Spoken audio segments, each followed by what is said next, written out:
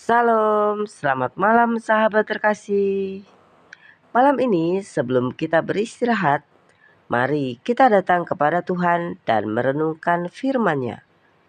Firman Tuhan dalam Lukas 15 ayat 10 berkata, "Aku berkata kepadamu, demikian juga akan ada sukacita pada malaikat-malaikat Allah karena satu orang berdosa yang bertobat." Sahabat terkasih, ayat ini merupakan penutup dari perumpamaan dirham yang hilang. Setelah perempuan itu menemukan dirham yang hilang, ia mengundang sahabat-sahabatnya untuk ikut bersukacita. Tuhan Yesus menjelaskan bahwa sukacita itu menggambarkan sukacita yang terjadi di surga ketika seorang berdosa bertobat dan kembali kepada Tuhan.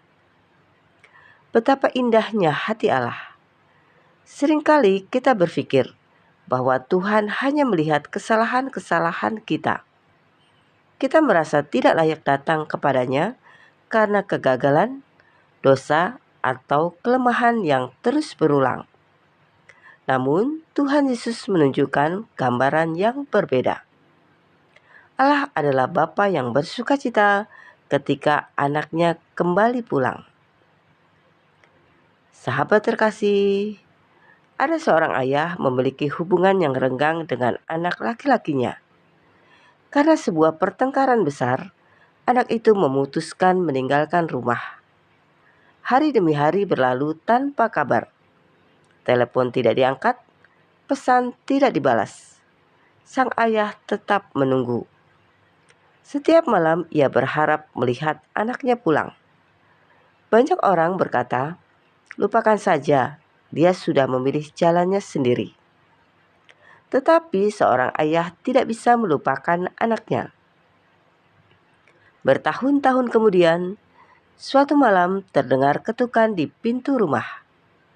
Ketika pintu dibuka, berdirilah anak yang selama ini hilang dari kehidupannya. Wajahnya penuh penyesalan. Hidupnya tidak berjalan seperti yang ia bayangkan. Dengan suara pelan, ia berkata, "Ayah, maafkan aku." Sang ayah tidak memarahinya. Ia tidak mengungkit semua kesalahan masa lalu. Ia langsung memeluk anaknya dengan air mata sukacita. Karena yang hilang telah kembali. Yang dicari telah ditemukan. Yang dirindukan akhirnya pulang. Kisah ini mengingatkan kita pada hati Tuhan.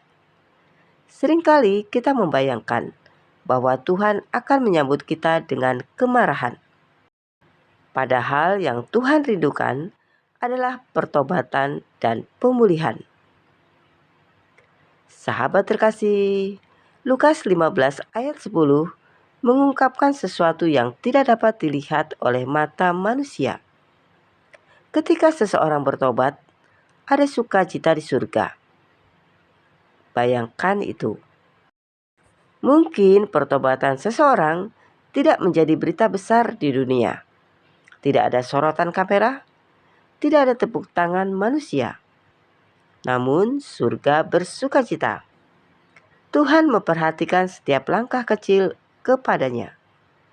Doa sederhana yang dipanjatkan dengan tulus, air mata penyesalan yang mengalir di kamar yang sepi, keputusan untuk meninggalkan dosa dan kembali kepada Tuhan.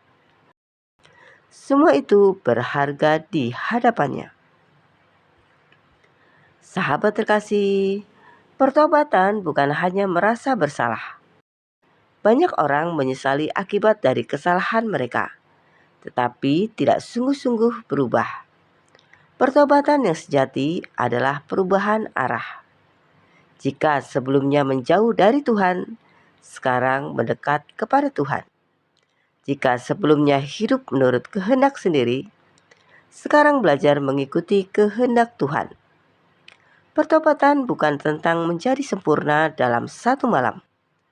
Pertobatan adalah keputusan untuk kembali berjalan bersama Tuhan setiap hari. Dan kabar baiknya, Tuhan selalu membuka pintu bagi mereka yang ingin kembali. Sahabat terkasih, mari kita berdoa bersama. Bapa yang Maha Baik, terima kasih untuk kasih-Mu yang begitu besar dalam hidup kami.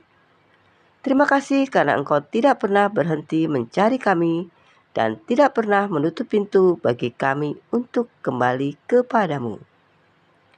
Malam ini kami datang dengan segala kelemahan dan kekurangan kami. Ampunilah setiap dosa dan kesalahan kami. Bersihkan hati kami dan pulihkan hubungan kami denganmu. Ajarlah kami untuk hidup dalam pertobatan yang sejati dan semakin dekat kepadamu setiap hari. Biarlah damai sejahtera-Mu memenuhi hati kami saat kami beristirahat malam ini. Kami percaya bahwa kasih-Mu lebih besar daripada kegagalan kami dan anugerah-Mu selalu cukup bagi kami. Di dalam nama Tuhan Yesus Kristus, kami berdoa dan mengucap syukur. Amin. Sahabat terkasih, ketika satu hati kembali kepada Tuhan, surga bersukacita. Sampai jumpa di renungan malam berikutnya. Selamat beristirahat. Tuhan Yesus memberkati.